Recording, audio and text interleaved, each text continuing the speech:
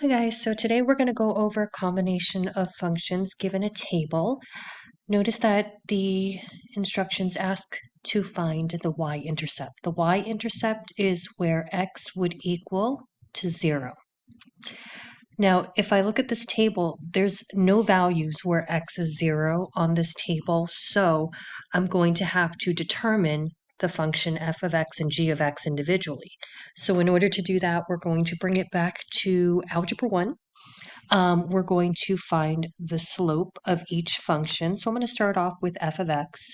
So the slope formula is rise over run, y2 minus y1 over x2 minus x1. So in this case, I'm just going to pick 2 points where the first point would be -4, -26. So that's x sub 1 and y sub 1. And the second point, I'm going to choose -1, -11, which would be x sub 2, y sub 2. So plugging this into the slope formula, I'll get -11 minus -26 over -1 minus -4. So I know the slope of f of x would be 15 over 3 or 5. So f of x would be 5x plus b. Remember the slope intercept form is y equals mx plus b. So the only thing I have to solve for is b, or the y-intercept, because I already have a range of x and y values from the table. So I'm just going to use the same one that I've already used. So let's go with -1, -11. So in place of the y, I'll replace it with -11 equals to 5 times x would be -1 plus b. So -11 equals -5 plus b, add 5 to both sides, and that would give me a y-intercept of -6.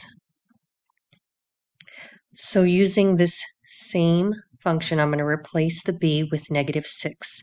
So I know that f of x equals 5x minus 6. Now keep in mind, we are trying to determine the the y-intercept where x would be 0. So I'm going to change the color real quick. So f minus g of x is the same thing as saying f of x minus g of x. And remember that looking for the y-intercept, x would be 0. So I'm going to start with the first term, f of 0. So since I have f of x, I'm going to replace the x with 0, giving me 5 times 0 minus 6, which is 0 minus 6. So f of 0 would be -6. I already have my first term here, which is -6. Now you're going to do the same thing with g of x. And once we find out what g of 0 is, we can find our answer. Cleared the board here to now work on g of x.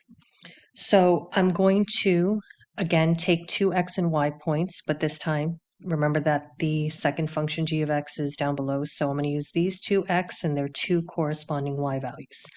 So I have my first point, -411, and the second point, -1, 5. So again, that's x sub 1, y sub 1, x sub 2, y sub 2. So I'm going to find out what the slope of g of x is, and I know it's a y equals mx plus b form because remember, the instructions tell you it's linear. So we have y2 minus y1 over x sub 2 minus x sub 1, rise over run, 5 minus 11 over -1 minus -4.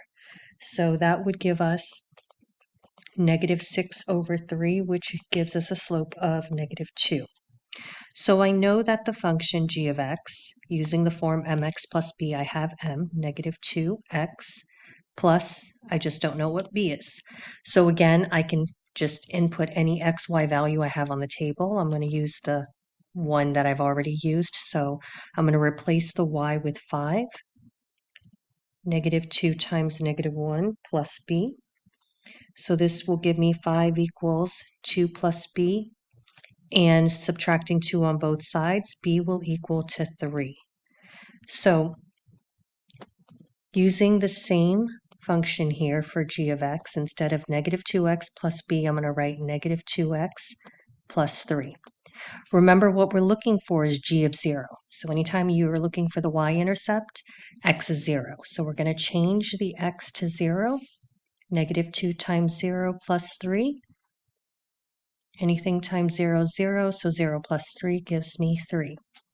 So this would be negative 6 minus g of 0, which is 3.